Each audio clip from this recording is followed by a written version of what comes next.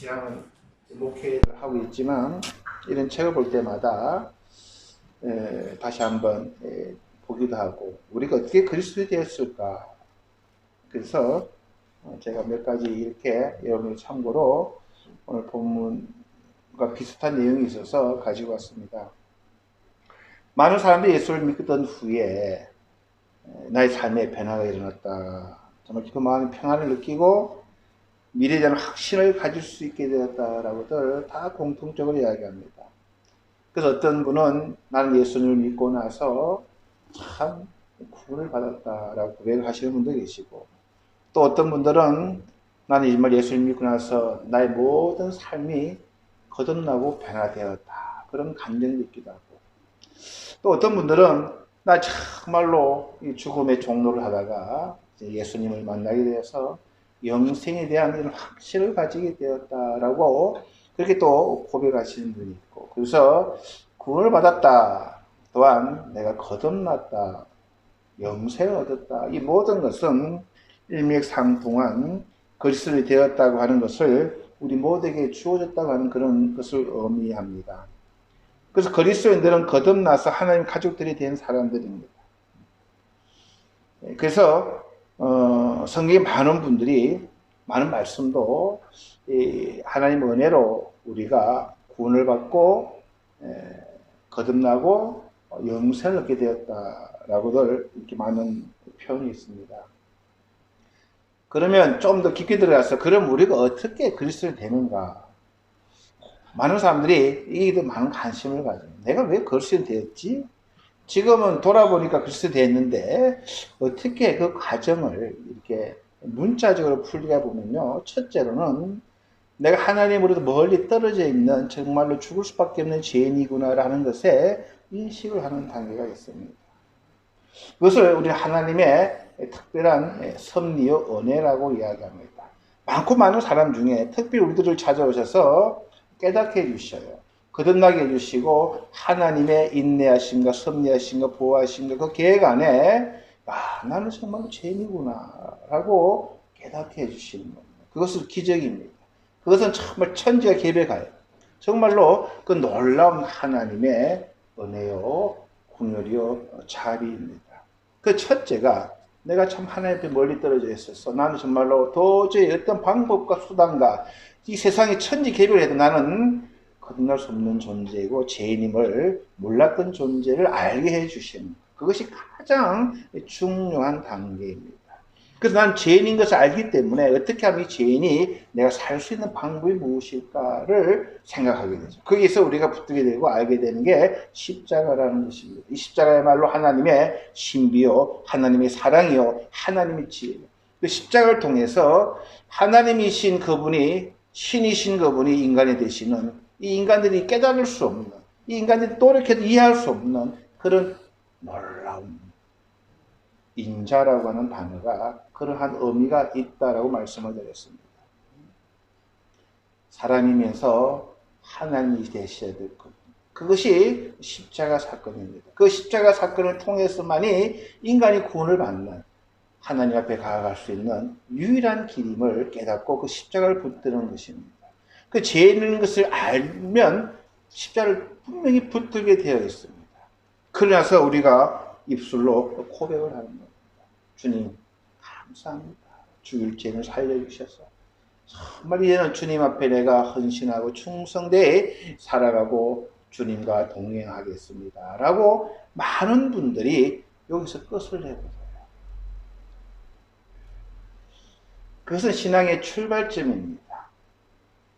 대부분 사람 여기서 끝을 내버리다 보니까 신앙이 많은 것이 혼동이 오고 성장하지 못하는 거예요. 그래서 제가 믿음의 조상인 아브라함의 이 생애, 이 여정을 구약에 보면 12장부터 24장까지 계속해서 이 아브라함 이야기가 나옵니다. 믿음의 선조고 우리 믿음의 본이 되시는 이 아브라함 믿음을 우리가 더듬어가며 그의 생애를 살펴보므로 좀 우리에게 나르고도 과연 그런 것이 우리가 깨닫게 되고 믿음이란 이런 거구나. 그래서 알면 도움이 되지 않을까 싶어서 당분간 이 아브라함의 생애를 추적하며 우리 믿음을 다시 한번 돌아보고 이 믿음이 하나님 앞에 받아지시는 그런 귀한 믿음을 보고 이 말씀을 한번 읽어나가도록 하겠습니다. 12장에 믿음으로 가는 여정이에요. 출발점이라는 것이죠. 그리고 13장에는 믿음으로 선택이 있고 14장에는 믿음으로 말미암아 승리가 있고 15장에는 믿음으로 어렵게 되는 16장은 믿음과 불신에 대한 갈림길이 있고 17장에는 믿음의 전환점 18장에는 믿음으로 중보 기도하는 아브라함 21장에는 믿음 안에서 웃는 삶 22장은 믿음의 가장 큰 시험이 오고 23장은 믿음의 동행자인 사라의 죽음이 나오고 24장에는 신앙 개성의 문제가 나오고 25장은 믿음으로 축복받는 이 노년의 아브라함의 모습을 통해 이게 남의 이야기가 아닌 내 이야기고 내 신앙을 한번 이렇게 성찰해 봐야 되는 귀한 본문이구나 이런 생각을 가지고 여러분 한 며칠 동안 이 아브라함 생애를 들어보도록 하겠습니다. 이 창세기 12장에 보면 아브라함의 소명이 나옵니다. 어느 날 여호와께서 아브라함에게 나타나셔서 이르십니다. 예, 아브라함아, 너는 너의 고향과 친척과 아버지의 집을 떠나 전능하신 하나님인 내가 아브라함 너에게 보여줄 땅으로 가라. 그리하면 일본 말로는 소수레바. 그러면 내가 너로 큰 민족을 이루고 내게 복을 주어 내 이름을 창대하리니 너는 복이 될지라. 너를 축복한 자에게 내가 복을 내리고 너를 저주한 자에게 내가 저주하리니 땅의 모든 족속이 너를 말미암아 복을 얻을 것이라 하시니라 라고 하나님이 나타나셔서 이 복을 축복해요. 그 많은 사람들이 이 복을 사모합니다. 하나님 믿으면 복을 받는데 정말 이름도 높게 되고 많은 사람들 앞에 복의 근원이 된대 라고 본문을 보는데 참 본문이 그런 단순한 내용이 아닙니다. 4절 보면 이에 아브라함이 여호와의 말씀 따라갔고 5절에 보니까 하나님 6절에 보니까 그 가나안 땅에 들어갔더니 아브라함 그 땅을 지나 세겜 땅 모래 상수리 나무에 이르러 그 땅에다가 제단을 샀고라고 이야기하면서 이 본절이 창세기 12장 전반부가 끝납니다. 이 축복의 통로가 뭘까? 많은 사람들이 복을 사모합니다. 참 내 이름이 잘 되는 거. 내 이름이 크게 되고 나로 인해서 땅의 모든 사람들이 복을 받는다. 그런데 이 본문의 말씀은 내 하나 잘 되는 것이 아니라 나를 통해서 내 주변의 사람들이 위로받고 은혜받고 복을 축복한다는 그러한 내용입니다. 나를 통해서 하나님은 일을 하시고 싶고 나를 통해서 내 가족이 내 주변의 사람들이 내 이웃들이 행복해지는 삶 그것을 하나님은 약속하셨어요. 그래서 복을 받는다고 하는 것은 아브라함이 받은 복을 우리가 잘 기억을 해야 됩니다. 개인의 이익에만 국한되지 않고 자신을 넘어 아브라함을 넘어서 그를 통해서 흐르는 하나님의 축복을 성경에서는 축복이다라고 부른다고 하는 것을 우리가 조금 기억했으면 좋겠습니다. 자, 신앙의 아버지인 이 아브라함의 신앙을 보면은 하나님께서 우리를 택한 목적이 있어요.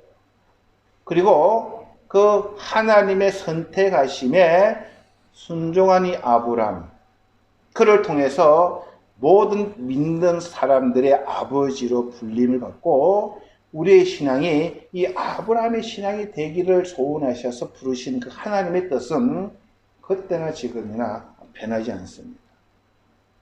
첫째는 뭐냐면 떠나라라고 하는 명령입니다.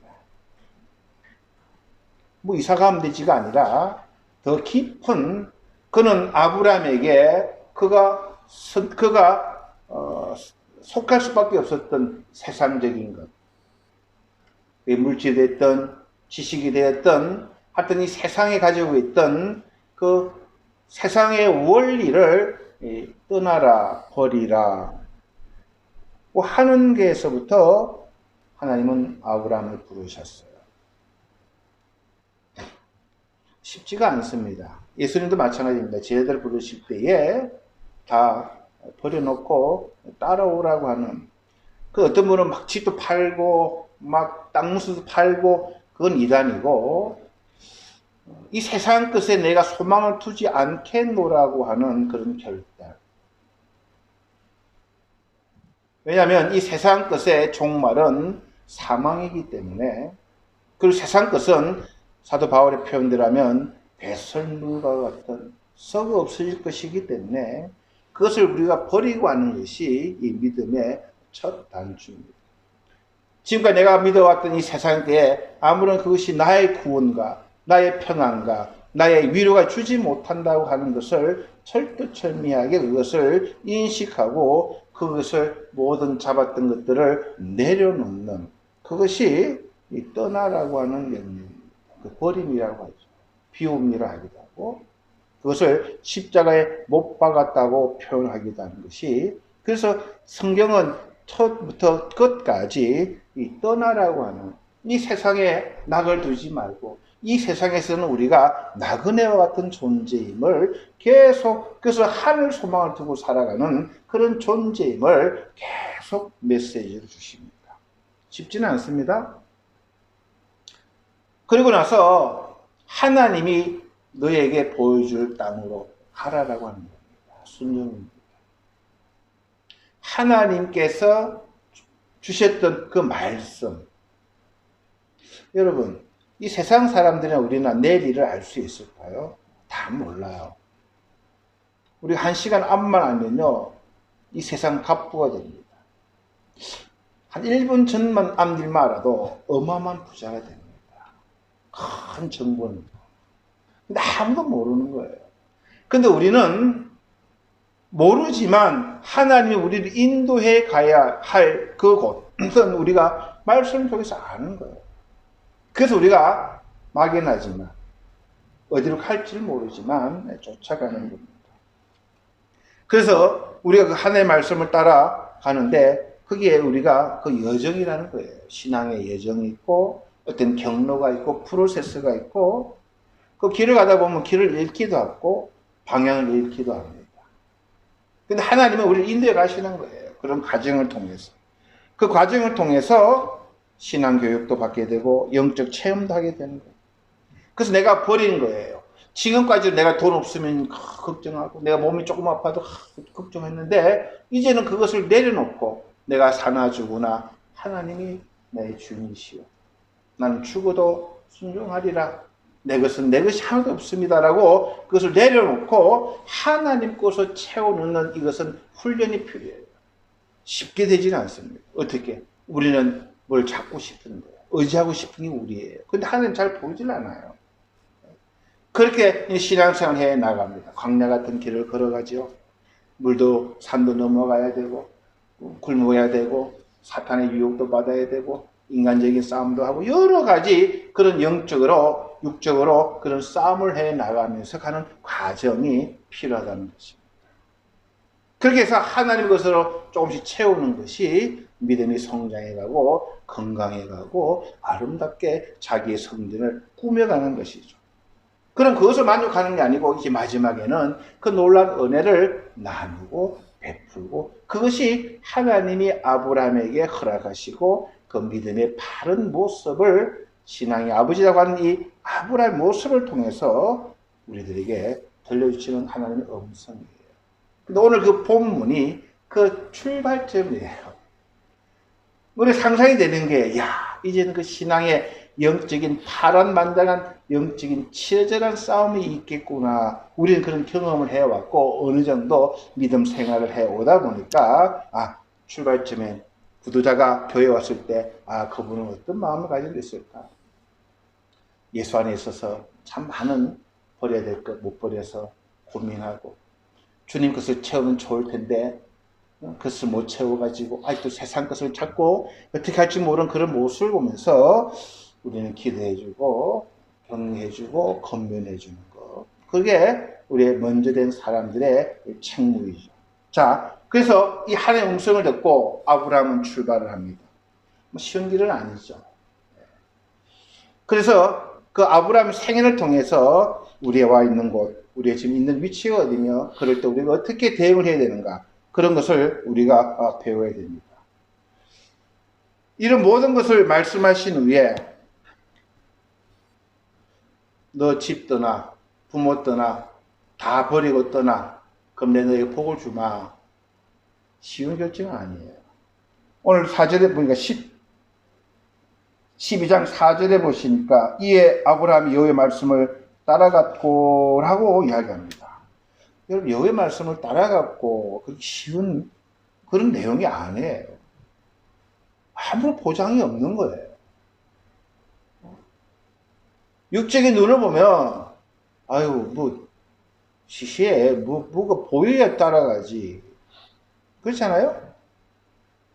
많은 사람들은 우리 눈에 보이는 것에 기준을 두고 따라갑니다. 선택하기도 하고 취하기도 하는데, 히브리서 11장 8절 보시니까 믿음으로 아브라함은 부르심을 받았을 때에, 여러분 부르셔 지금 하나님이요. 순종했다고 합니다. 쉬운 게 아니에요, 여러분. 성경 말씀 하나하나 따지고 들어가면요, 섬찟해요. 내 믿음도 아니구나 싶어요. 우리는 얼마나 계산하고 잽니까? 손해볼까, 이익볼까?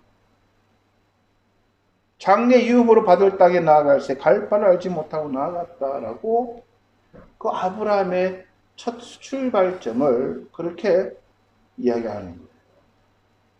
어찌 될지 모르고 따라갔다는 거예요.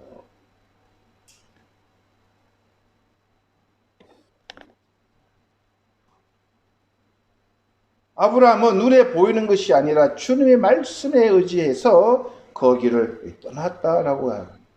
75세 때. 아브라함이 175세까지 사셨으니까 30대 한 후반부, 지금 나이로 따지면 그런 나이에 그는 하나님의 말씀만 의지해서 떠났다라고 성경은 이야기합니다.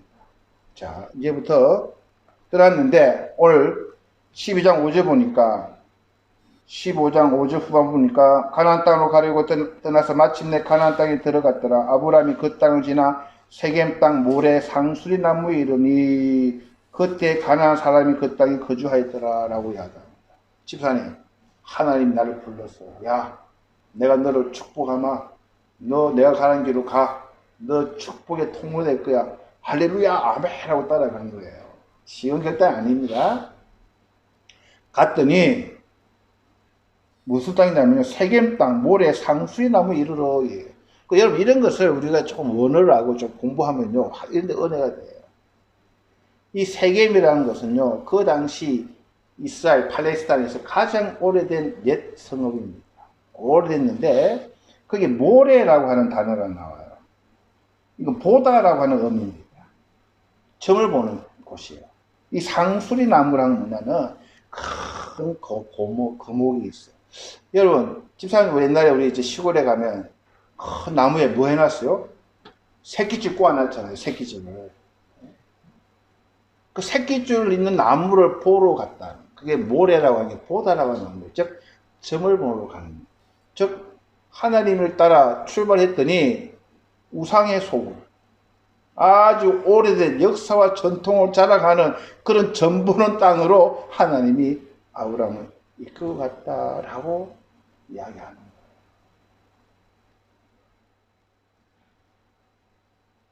하나님께서 보여준 땅은, 우리 후손들에게 줄 땅은 우상이 팽배한 곳에 아브라함이 무슨 의미가 있죠? 기아이면 젖과 꿀이 흐르는 땅, 그냥 노동 안 하고 그냥 돈이 척척 들어오고 그냥 살면 막 그냥 뭐 땅값을 모르고 막 이런 것이 아니라 웬걸 들어갔더니 우상의 소굴로 보내셨어요. 만만치 않죠. 바른 하나님을 섬기게끔, 내가 믿는 하나님이 참 하나님이시고 여러분들이 섬기는 하나님은 우상 숭배인 하나님을 간증하는 삶을 살아가야 됩니다. 영적으로 큰 싸움을 치를 수밖에 없는 그러한 곳으로 하나님은 아브라함을 보내셨어요. 저는 이 설교 준비하면서 다시 한번 일본 땅에 온 게 감사해요. 척박한 이곳.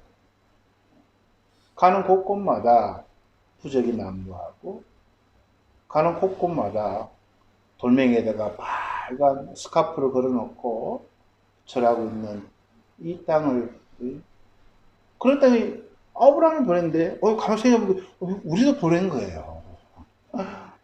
위로가 되는 거예요. 하나님 뜻이 계셔서, 나는 싫어요. 나는 예수 믿고 좋은 곳을 가고 싶어요. 잘못 기도했구나. 그런 생각이 언뜻 들어요. 하나님은 우상의 숭배, 이 우상의 굴로 우리를 보내주셨구나. 그러니까 힘이나, 아브라함도 그것을 보내신 하나님, 우리도 보내셨구나. 하나님 우리에게 참 많은 기대를 가지고 계시고, 이 사랑을 가지고 계신 것 같다. 그런 생각을 좀 해봤습니다. 그래 갔어요. 예. 그런데 이제 문제에 봉착합니다. 예. 거기다 막 제단 쌓고, 예? 막 이제 한번 영적으로 싸워보려고 했는데, 웬걸? 기근이 들었어요.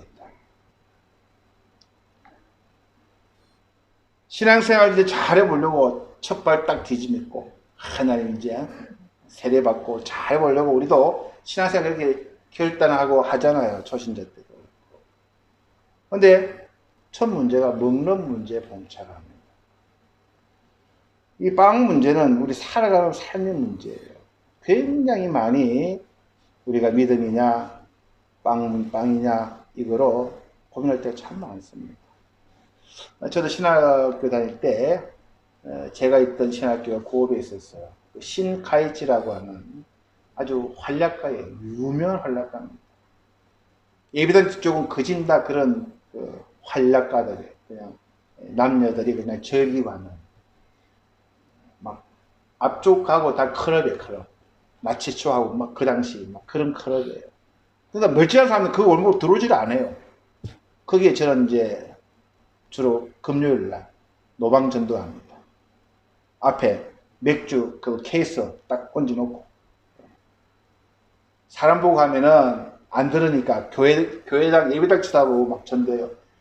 지나가는 여러분 제발 한번 들어보십시오. 우리 인생은 말입니다. 그냥 왔다 그냥 가는 존재가 아니고요. 다 목적 있다고 막 고래고래 막 고함을 질러요. 막. 그럼 막 뒤에서 빽빽 소리 질러요. 고라!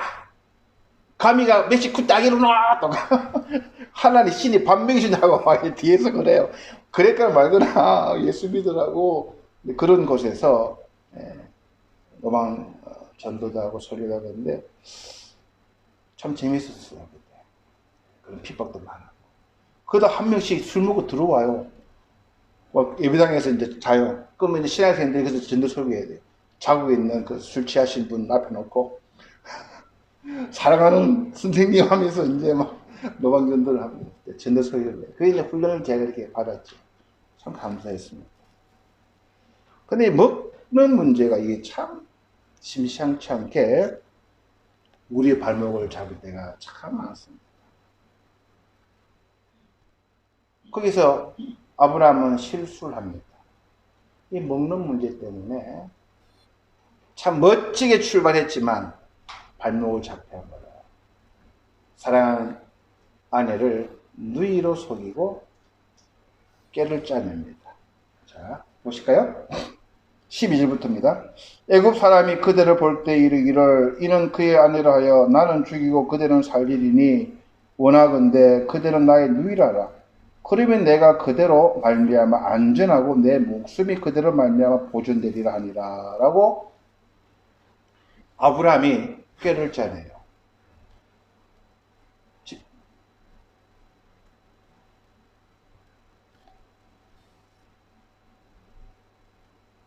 근데 하나님인가 그런지 모르겠습니다만 성경을 보니까 모든 것이 아브라함 뜻대로 진행돼요.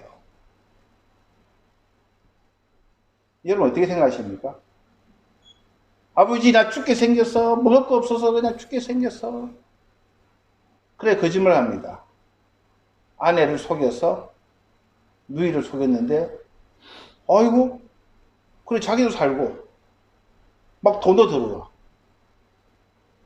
많은 분들이 이게 복이다라고 오해하시는 분도 아마 없지 않아 계시지 않을까 생각합니다.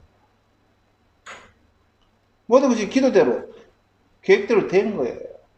비록 그 방법은 거짓말이고 자기가 살아보려고 했는데 사람은 감사합니다.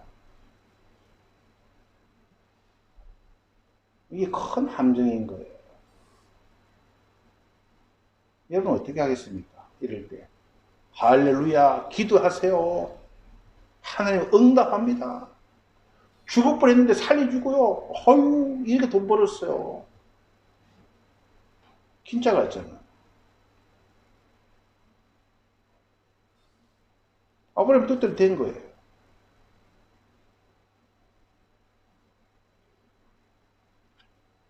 그 영적으로 는 죽는 거죠. 하나님한테 버리는 거예요. 많은 분들이 신앙 출발했지만 이 단계에서 죽은 영혼들이 꽤 많지 않나.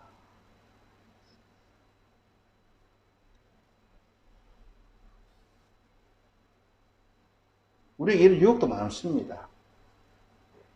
눈 치끄담 감으면 나도 살고 다 살 수 있는 그런 방법이 또 근데 그렇게 또 돼요. 그래서 참 잘 분별해야 되는 우리가 잘 분별해야 되는 어떤 분은 그래요. 목사님 그러면 죽고 돈 못 버린 게 그게 복이에요? 그건 우리는 알 수는 없습니다. 왜? 아브라함은 잘못된 것을 택했지만 하나님은 그 잘못된 것 가운데서도 그를 사랑하셨거든.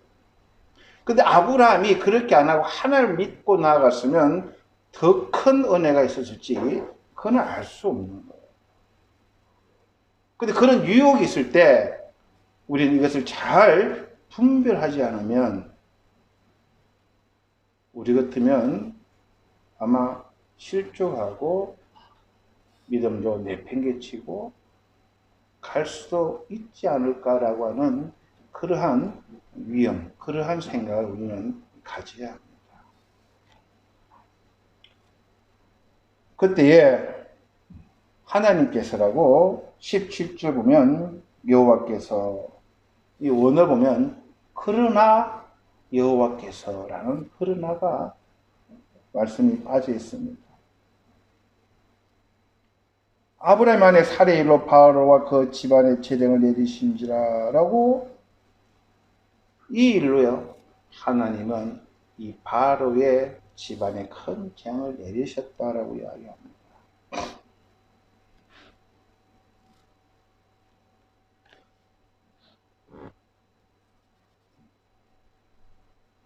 아마도 아브라함은 빵을 구하기 위해 애굽에 머물렀고 일시적으로 체류하려고 생각했고 하여튼 그 계획이 엉클어지며 그는 속임으로 인해서 목숨도 건짐을 받고 축복도 받았지만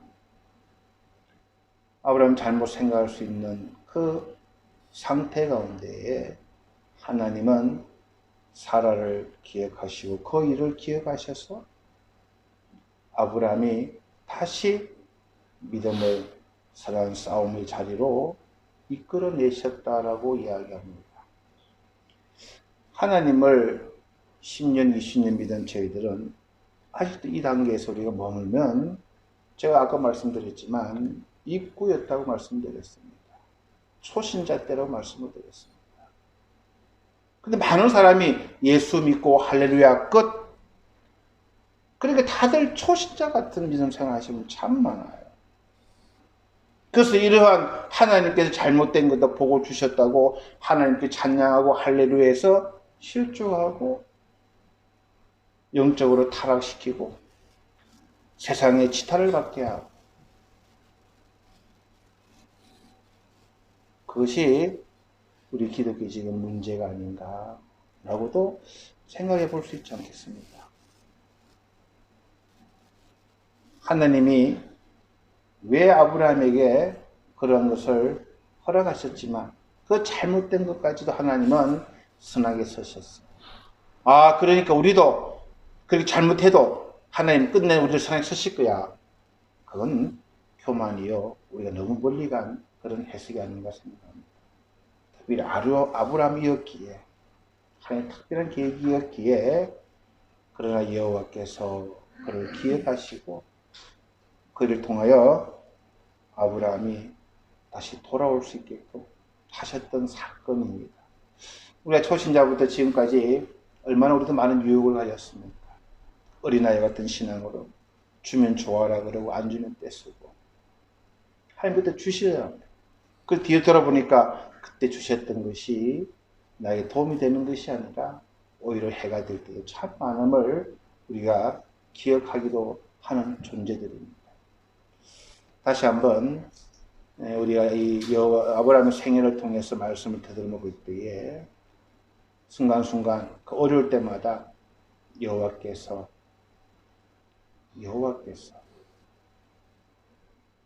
지금도 우리도 믿음의 경주가 다 끝난 것은 아니지만 우리 각자의 믿음의 생애 가운데에 이제는 출발점을 벗어나서 웃는 아브라함, 행복한 아브라함, 시련과 선택과 그 갈림길에서 그 신앙 여정에서 그가 정말로 해왔던 그런 신앙을 우리가 훑어보면서 저와 여러분이 은혜가 되고 위로가 되는 그런 시간들을 가지기를 소원합니다.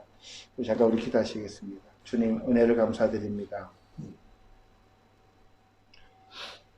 모든 것이 하나님의 은혜임을 고백을 합니다. 믿음으로 출발했다가 성장하지 못하고 주저앉아 버리는 그런 믿음이 아니라 아브라함의 생애를 통해서 우리가 배워야 되고 나가야 될 그 본향을 그 결승점까지 우리가 이 소중한 믿음을 잘 간직하고 때때로는 방황할 때도 있고 때때로는 길을 잃어버릴 때도 있고 때때로는 강야 같은 그 떼약볕과 같은 그러한 고통을 견뎌야 될 때도 있고 때때로 만나와 같이 변하지 않는 그런 다른지 쳇바퀴 돌아가는 그러한 삶도 경험할 때도 있고 그러나 어떻게 보면은 그 하나하나가 귀한 것임을 다시 한번 고백을 드립니다. 그러한 사건들을 통해서 우리 믿음을 다시 한번 성찰하게 하시고 우리가 믿음을 끝까지 완주하여서 하나님 앞에 다 설 수 있도록 우리 모든 성도들 한 분 한 분을 축복하여 주시옵소서. 감사드리며 예수님 이름으로 기도하였습니다. 아멘.